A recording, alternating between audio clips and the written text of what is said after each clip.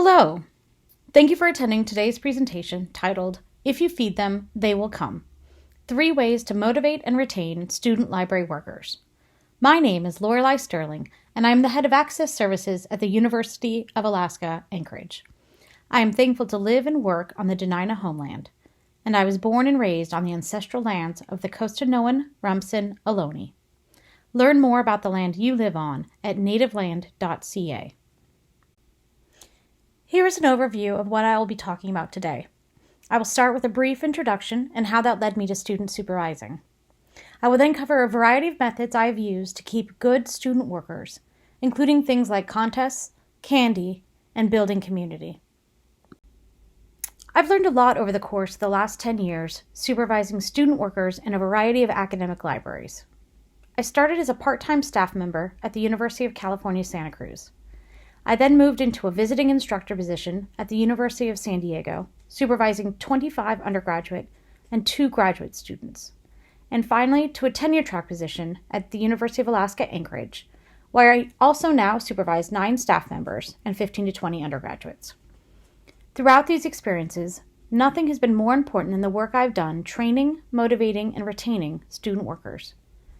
They are critical to the efficient running of any library, and students who remain in their positions longer than a single semester or year are more likely to perform at a higher level than newly hired students. They are more experienced and are likely to be more invested in doing well in their positions. Hiring and training new employees is both costly for the library and time-consuming for supervisors.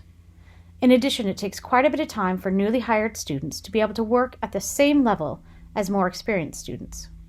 Supervisors have to monitor new hires more closely, which also takes time away from their other responsibilities. Having and keeping a full complement of well-trained and engaged student employees also helps maintain worker morale. When people know they can rely on their coworkers, the working atmosphere is improved. One of the most successful efforts at motivating students to perform rote tasks has been my biannual Missing Items contest. The contest is very simple. I print out a copy of the missing items report in call number order. Students search for the items for a couple of weeks, and for every item they find, they get a star. The person who finds the most gets a $10 gift card to the coffee shop next to the library. I don't know if you can see from the chart, but the competition is pretty fierce to find items. And no one was more shocked than I was that it was not enough for students to know they were in the lead. They wanted their stickers. Although the number of items has risen and fallen over the last 5 years, students found nearly 1,000 items, saving the consortium library over $82,000 in replacement costs for these items. Building community can be difficult when students work part-time and their schedules often don't overlap. However, using seasonal and university events as the basis for student engagement efforts is an easy and effective means of students feeling connected. Our annual pumpkin decorating contest is a very popular event at UAA's consortium library. 2 weeks before Halloween, I purchased enough mini pumpkins for everyone in the Access Services Department to participate. Entries are due the week before Halloween. All pumpkins are put out in the lobby and assigned a number to help simplify the voting process for the university community. All you need is a simple ballot box, slips of paper, and golf pencils. Votes are tallied on Halloween. Entries have included Cinderella's carriage, R2-D2, a gumball machine, a slew of witches, and even a pumpkin pinhead. Every year, students seem to get more creative. In Anchorage, Alaska, there's a lot of attention paid to seasonal changes because they can be quite extreme. To tie into this, we hold 2 different contests, the first day of snow and the first day it is 55 degrees. In the fall, I print out a calendar for September and October. The first snow is always before Halloween. In the spring, I print out a calendar for March and April. In each contest, everyone gets 2 to 3 guesses, depending on how many employees we have. Be sure to be clear on the definition of snow, you know it when you see it, and the source of temperatures. I prefer NOAA to the local paper. If you live in an area without snow or cold weather, you might consider contests for high and low temperatures, or even the first day daffodils or cherry blossoms bloom. For both of these contests, and the pumpkin decorating one, the prize is a $10 gift card. But it really isn't about the money. It's about tying into the enthusiasm for the seasons. It's about building community within the department.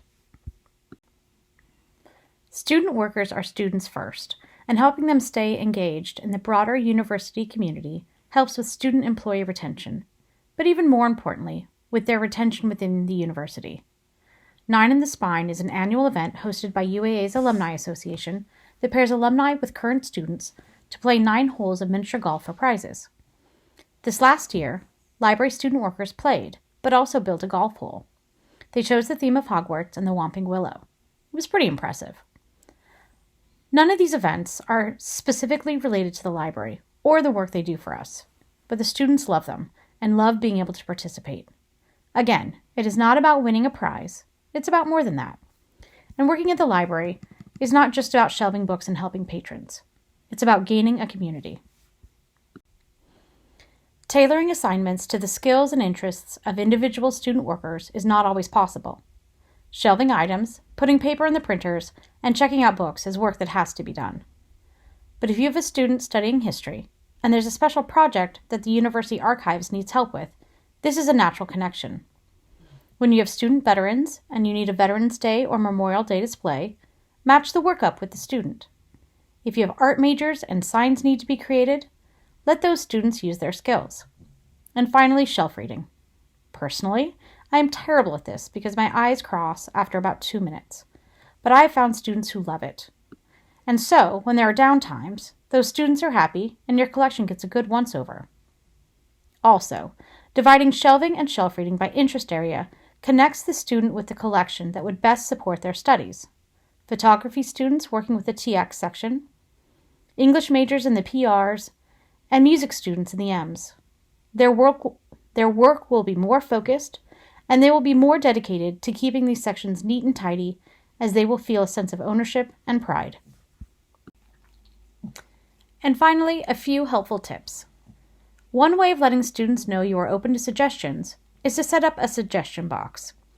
This allows students to ask questions and offer improvements while remaining anonymous. Student library jobs offer a flexible schedule and in-demand job skills like customer service and computer and organizational skills.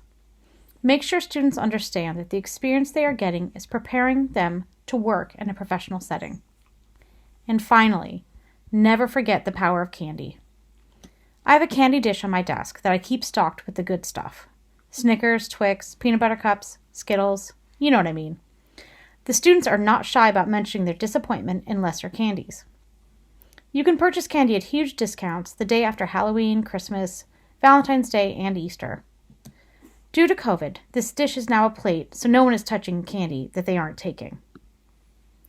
In addition to candy, a cake for everyone with a birthday that month is always a big hit. And pizza parties or ice cream socials at the end of finals week is always appreciated. Thank you for coming to this lightning talk about how to motivate and retain library student workers. I hope some of these ideas will work for your library. If you have any questions or comments, please feel free to contact me. Have a great day.